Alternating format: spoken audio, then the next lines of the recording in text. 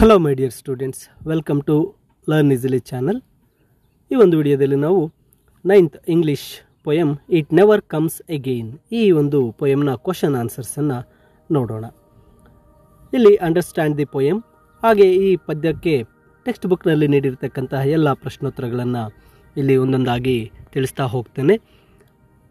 ನೀವು ಇದೇ ಮೊದಲನೇ ಬಾರಿಗೆ ಲರ್ನ್ ಈಸಿಲಿ ಚಾನಲನ್ನು ನೋಡ್ತಾ ಇದ್ದರಲ್ಲಿ ತಪ್ಪದೇ ಲರ್ನ್ ಈಸಿಲಿ ಚಾನಲ್ಗೆ ಸಬ್ಸ್ಕ್ರೈಬ್ ಮಾಡ್ಕೊಳ್ಳಿ ಅಂತ ಹೇಳ್ತಾ, ಇಟ್ ನೆವರ್ ಕಮ್ಸ್ ಅಗೈನ್ ಈ ಒಂದು ಪದ್ಯದ ಮೊದಲನೇ ಪ್ರಶ್ನೆ, what happens when youth departs ಅಂತ ಇದೆ. We lose spirit of our life when youth departs, ಅಥವಾ when youth departs it takes something away from our heart ಅಂತಲೂ ಬರೀಬಹುದು. How does a person feel when he is youthful? A person feels that he is stronger and better during his youthful days. He feels that something sweet followed youth and with flying feet.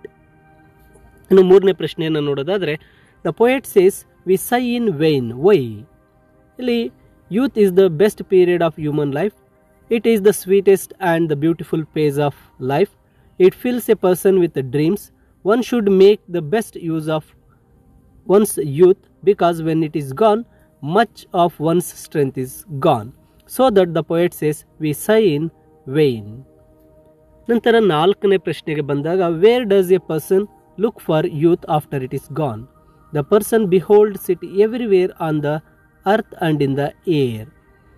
Y does the poet compares losses and gains with youth? If we lose something like money, gold or any asset in our life, we can gain it later by putting in efforts. If we fail in any field, we can succeed later. But if youthful days are gone, we cannot regain it. So we should make the best use of our youthful days. So the poet compares losses and gains with youth. In the sixth question ge bandaga, what is the message of the poem? Ee message poem na message ಏನಪ್ಪ ಅಂದರೆ, youth is the best period of human life. One should make the best use of one's youth.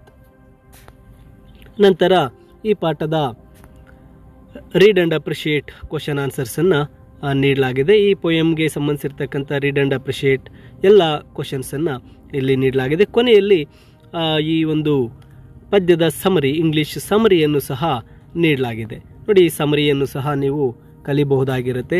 ಇಲ್ಲಿ ಈ ಒಂದು it never comes again ನ ಸಮರಿಯನ್ನು ನೋಡೋದಾದರೆ, in this poem the poet describes youth as the best period of human life.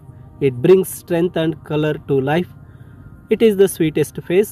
If it is lost, it never comes again. So one should make the best use of one's youth because we lose the vigour of life. There are gains for all our losses.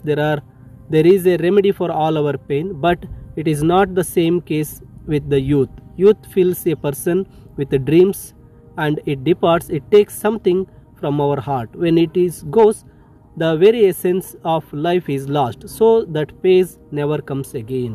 During youth, we are stronger and we achieve many things. Life becomes sweet.